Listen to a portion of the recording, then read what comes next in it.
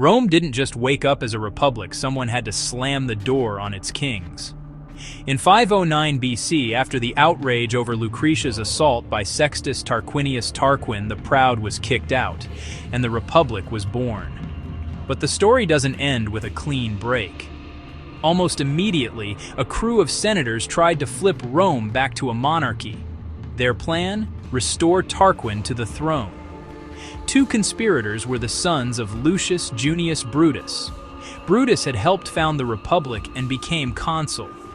Imagine your kids plotting against everything you just built. A household slave overheard a secret meeting.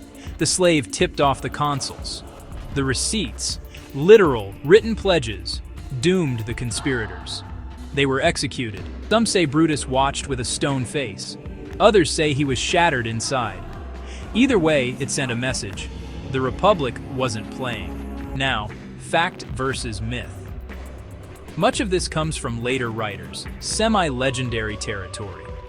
Plutarch claims the conspirators swore a gruesome oath involving human sacrifice.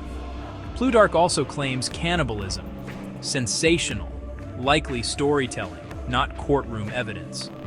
The essentials, conspiracy discovery executions, hold across versions, but the drama may be dialed up.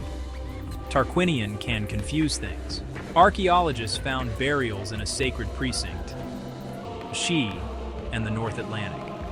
This shows ancient Italy was more connected than you might think. That's separate from Rome's Tarquin dynasty, but a reminder, treat neat origin stories with caution.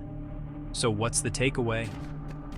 The Tarquinian Conspiracy wasn't just a failed coup. Rome was stress testing its new operating system. The Republic's answer was brutal clarity: no kings.